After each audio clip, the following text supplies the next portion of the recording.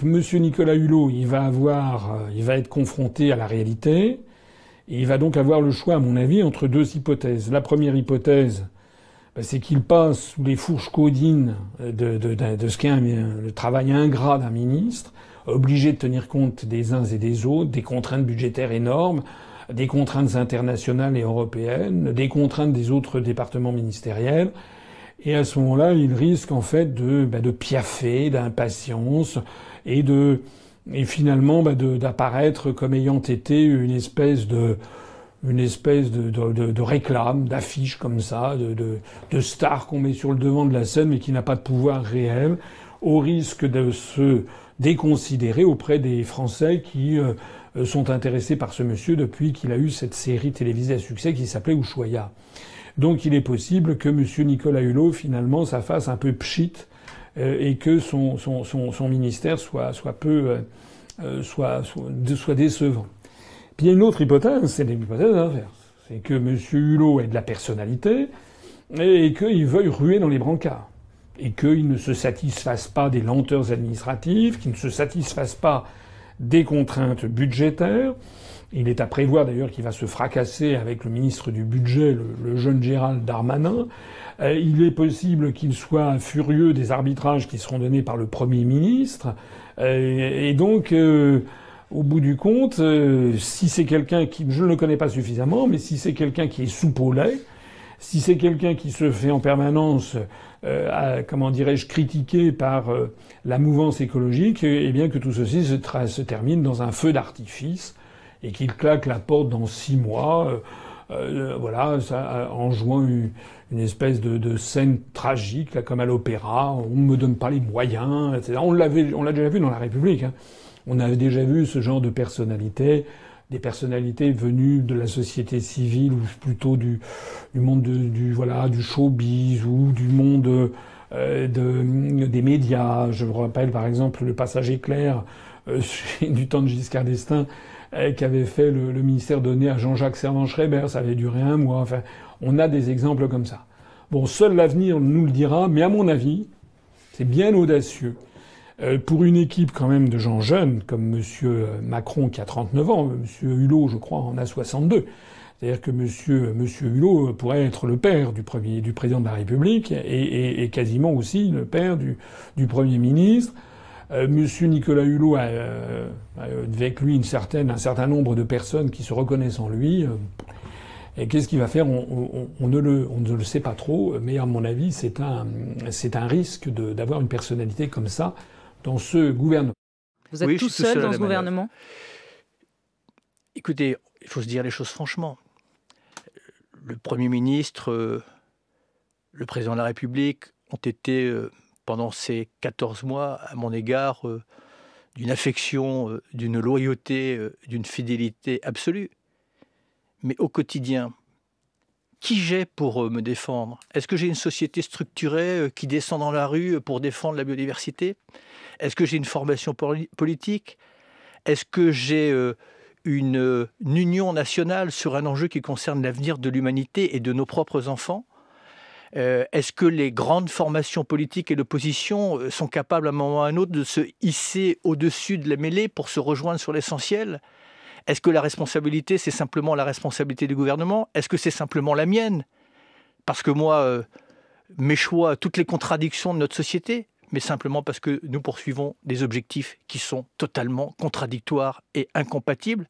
La vérité, elle est celle-là. Alors nous faisons des petits pas.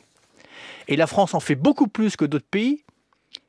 Mais est-ce que les petits pas suffisent à endiguer, inverser et même à s'adapter parce que nous avons basculé dans la tragédie climatique ? Eh bien la réponse, elle est non. La question fondamentale qu'il faut se poser, est-ce que nous avons commencé à réduire nos émissions de gaz à effet de serre ? La réponse est non.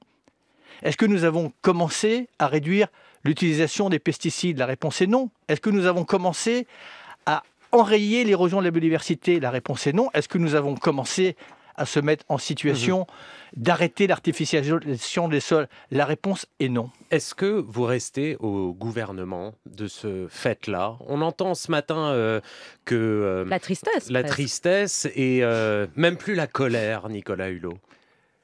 Je vais prendre pour la première fois la décision la plus difficile de ma vie. Je ne veux plus me mentir. Je ne veux pas donner l'illusion que ma présence au gouvernement signifie qu'on est à la hauteur sur ces enjeux-là. Et donc, je prends la décision de quitter le gouvernement. Aujourd'hui. Vous êtes sérieux, là ? Oui, je suis sérieux.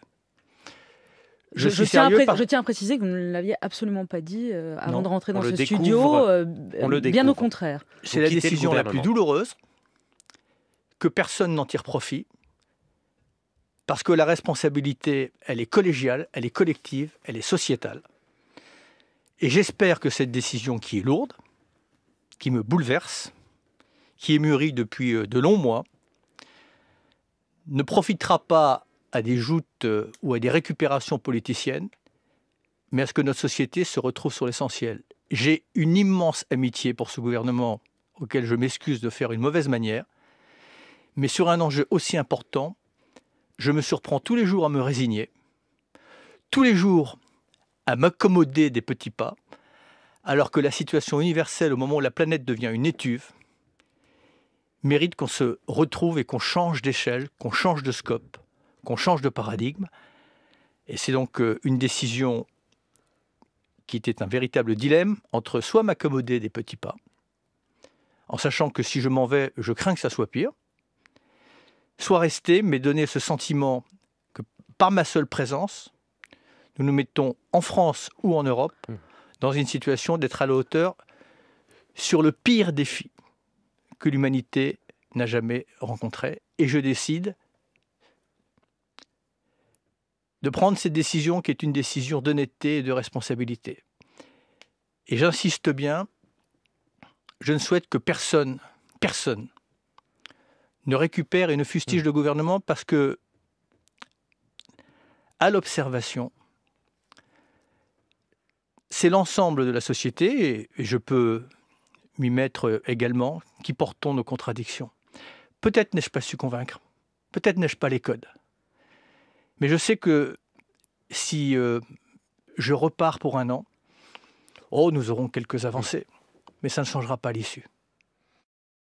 Et donc la France est placée dans des traités qui sont des traités ultra-libéraux, qui nous poussent en permanence à délocaliser les entreprises à l'autre bout du monde, en Chine, qui nous poussent à faire tout fabriquer à 15 000 km, ce qui provoque par exemple une noria de transport aérien, de transport par voie navigable, qui fait fabriquer dans des pays comme la Chine ou comme l'Inde, des pays qui n'ont aucune norme environnementale, etc. On a donc un modèle économique qui est un modèle ultra-libéral. Et embaucher M. Hulot là-dedans, si vous voulez, c'est comme si on embauchait un spécialiste de la lutte contre le cancer, comme je vous le dis, chez un fabricant de cigarettes. C'est-à-dire que qu'est-ce qu'il peut faire dans ce qu'il est dans un univers où tout pousse à la dégradation de l'environnement, y compris d'ailleurs l'utilisation des engrais, le glyphosate, etc. Tout ça, c'est l'Union européenne qui nous l'impose. Donc M. Hulot, il est arrivé là-dedans, si vous voulez, alors il y a deux variantes. Vous avez certains qui le créditent d'une certaine sincérité. C'est vrai que lorsqu'il a démissionné, il avait l'air ému quand il a démissionné en direct. D'ailleurs, on voit qu'il a dû avaler des couleuvres à un tel point qu'il pourrait ouvrir certainement un muséum d'histoire naturelle, parce que il a même pas prévenu le président de la République et le Premier ministre. Ça veut donc dire qu'il avait quand même des griefs à leur encontre. Et puis il y a une autre variante, il y a d'autres observateurs qui disent qu'en fait c'est un gros hypocrite parce qu'il roule en 4x4, parce que c'est un chef d'entreprise, etc. Quelle que soit la qualité de l'homme, je pense qu'il avait voulu faire il a essayé de faire quelque chose. Et puis il s'est rendu compte de quoi ? Mais il s'est rendu compte qu'on a des chefs d'État qui n'ont plus les manettes, que le modèle ultralibéral pousse à la dégradation accélérée de la planète, et que ces chefs d'État, ils essayent de faire de la com. Vous savez, Hulot, c'est depuis Jacques Chirac que les présidents ont essayé de l'embaucher. Il y a eu Jacques Chirac, après ça vous avez eu Nicolas Sarkozy, après ça vous avez eu François Hollande, et finalement celui qui a décroché la timbale, vous savez, comme dans les manèges pour les enfants, là, c'est finalement, c'est Macron. Et je me rappelle au moment de sa nomination, tout le monde disait « Oui, c'est génial, Macron y est arrivé, c'est formidable, le nouveau monde. » Voilà. Résultat des courses, au bout de 15 mois, il tire sa révérence, il se rend compte que ça n'est pas possible. Ce que je lui reproche, moi, à Hulot, fondamentalement, aujourd'hui, on ne passe pas du passé, c'est que maintenant, il devrait dire que c'est notre appartenance à l'Union européenne le problème numéro 1. Ce sont les traités européens le problème numéro 1. C'est le fait que la Commission européenne nous impose le glyphosate, nous impose une agriculture hyper-productiviste, nous impose les délocalisations d'entreprises, nous impose une espèce de... Le seul critère de la construction européenne, c'est toujours plus d'argent. Toujours le culte du veau d'or. Il n'y a aucune réflexion réelle sur les tenants et les aboutissants d'une planète qui n'en peut plus, parce que on peut pas avoir une croissance infinie avec une population en croissance également très forte et continuer à consommer comme ça à la fin des temps. Alors, donc on peut pas avoir une politique écologique dans le cadre de l'Union européenne. Voilà, c'est ça qui c'est ça exactement. C'est d'ailleurs au passage, tiens, ça me permet de dire quelque chose. Il y a des gens, parce que j'ai réfléchi depuis la campagne pour les présidentielles. D'abord, j'ai découvert qu'il y a beaucoup de gens qui ne me connaissaient pas. Parce que j'ai eu droit à 1% du temps de parole, Macron a eu droit à 28%, et Mélenchon a eu droit à 18 ou 20%. Donc déjà, il y a beaucoup de gens qui ne me connaissaient pas. Puis il y a beaucoup de gens qui ont cru que le programme de l'UPR, mon programme, c'était la sortie de l'Union européenne et de l'euro et de l'OTAN, et puis c'était tout. On n'avait aucune autre idée. Parce que les gens n'ont pas eu le temps, ne se sont pas renseignés sur notre programme. Or, nous, on a un programme en matière agricole, en matière environnementale, qu'on va d'ailleurs développer dans les mois qui viennent. On a donc tout un programme. Puis on a aussi quelque chose. C'est que si on veut sortir de l'Union européenne, c'est pas une fantaisie. C'est pas de la nostalgie, c'est pas de la xénophobie, parce qu'on essaie de faire croire que c'est parce qu'on voudrait refermer la France sur elle-même. Enfin, non d'une pipe, la France, elle n'a jamais été refermée sur elle-même. Donc qu'est-ce que c'est que cette histoire ? La Suisse, qui n'est pas dans l'Union européenne, n'est pas refermée sur elle-même. Mais la Suisse, elle gère justement, par exemple en matière agricole, elle gère ses importations et ses exportations de façon très fine, en favorisant autant que possible la production nationale. Et lorsque, par exemple, il y a des productions de cerises ou de tomates en Suisse, ils montent les droits de douane sur les produits, les tomates ou les fruits d'importation, puis quand la saison est passée en Suisse, ils les rebaissent. C'est une position que je pense intelligente, mais qui est totalement impossible dans le cadre de l'Union européenne. Donc nous, si on veut sortir de l'Union européenne, c'est pas un fantasme, c'est pas une fantaisie, c'est parce que nous disons, si on ne fait pas ça, on va continuer à voir la disparition des agriculteurs français, à voir la malbouffe s'implanter partout, à voir des engrais absolument partout se répandre à travers la France, pour ne parler que de l'agriculture. Vous savez, j'ai passé quelques jours dans la campagne en France, dans la Nièvre. J'ai une maison de campagne. Il y a 15 ans, 20 ans, en plein mois d'août, on entendait les grillons. On n'entend rien. Et il y a des études qui ont été faites, il n'y a plus... Ils ont migré, les grillons. Parce que... C'est possible, mais c'est surtout parce qu'il y a une telle utilisation partout maintenant d'engrais, de trucs comme ça. On est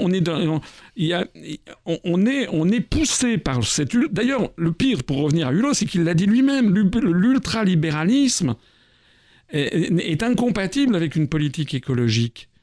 Mais il n'en tire pas les conséquences. Il protège encore et toujours la construction européenne.